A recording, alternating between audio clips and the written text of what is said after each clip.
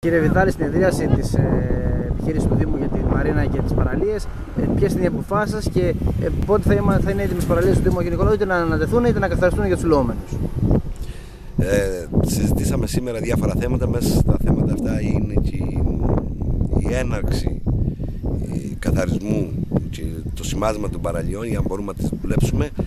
Καθυστερήσαμε φέτος λόγω της ΣΚΙΑ που ανακοινώθηκε πριν από 10 μέρες. Στο χθεσινό Συμβούλιο, Δημοτικό Συμβούλιο, ο Δήμος παραχώρησε τις παραλίες σε εμάς για την εκμετάλλευση. Πήραμε απόφαση για τον καθαρισμό των παραλιών, δηλαδή το στρώσιμο άμμου, χαλιτζών, όλα αυτά. Επίσης πήραμε απόφαση για προμήθεια ντουζ. Υπάρχουν κάποια χαλασμένα ντουζ και να πάρουμε χρώματα, να βάψουμε, να καλοποιήσουμε γενικά τις παραλίες. Οι παραλίες που θα διαχειρίζεται φέτος ο Δήμος είναι οι ίδιες με τις παραλίες που διαχειριζόταν και τα προηγούμενα χρόνια? Φέτος ναι, είναι οι ίδιες. Υπάρχει μια μικρή διαφοροποίηση στον νόμο ότι οι επιχειρήσεις που είναι μπροστά, έχουν μπροστά παραλία και προηγούνται ακόμα και τις δημοτικές ανώνυμες επιχείρησεις και θα βγει η διαδικασία που γινόταν από την ΔΑΕΑΝ, φέτος θα γίνει από το Δήμο. Μάλιστα. Σε ό,τι αφορά την πρόσβαση στον ΑΜΕΑ στις παραλίες, κύριε Βιδάλη, υπάρχει κάποια εξέλιξη? Στην πρόσβαση στον ΑΜΕΑ έχουμε τα αμαξίδια,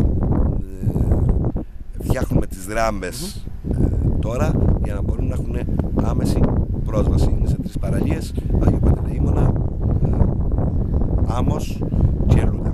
Κάποια αύξηση προβλέπεται στα τιμολόγια χρεώσεις των τραπεζοκαθισμάτων στις παραλίες, ανέκλαση και ομπρέλες? Όχι, για φέτος όχι.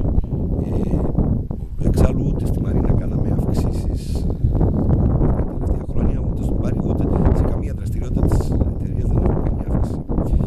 Σε ό,τι αφορά την προβολή της Μαρίνας στο εξωτερικό, σε κάποιες εκθέσεις, σε κάποια περιοδικά, υπάρχει κάποια ζήτηση? Τι έχει αποφασίσει το ΔΣ της? Το ΔΣ και η Μαρίνα γενικότερα συμμετέχει σε πολλές διαφημίσεις που έχουν να κάνουν με γιώτικ, με θαλάσσιο τουρισμό και συμμετέχει και σε πολλά περιοδικά. Σήμερα πήραμε αποφάσεις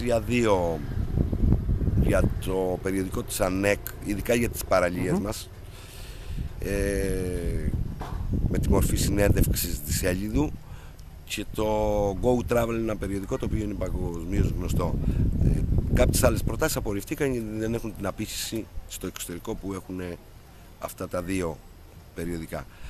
Κατά περιόδους συμμετάσχουμε και σε διεθνή συνέδρια και σε εκθέσεις για yachting, για τον τουρισμό. Συμμετάχουμε. Τώρα προς το παρόν πήραμε 2 αποφάσεις για τα 2 αυτά. Λήφθηκε και μία απόφαση σχετικά με την ελαφριά συντήρηση λίγο της παραλίας του ΕΟΤΑ από κάποιες ηλεκτρονικές εγκαταστάσεις που δεν είναι στην καλύτερη κατάσταση, για να μην υπάρξουν ατυχήματα στα παιδιά που πηγαίνουν εκεί και παίζουν τα απογεύματα. Όχι για την παραλία, για τα χτίσματα του ΕΟΤ. Ναι. Ο ΕΟΤ έχει μέσα το τμήμα του σκάκι που χρησιμοποιεί ρεύμα. Έχουμε τις αντλίες οι οποίες τα λίμματα στέλνουν στον αγωγό αποχέτευσης. Είναι σε άθλια κατάσταση οι εγκαταστάσεις και λάβαμε απόφαση να αγοράει ηλεκτρολογικό υλικό, να συντηρήσουμε τους πίνακες, να μην έχουμε κανένα ατύχημα.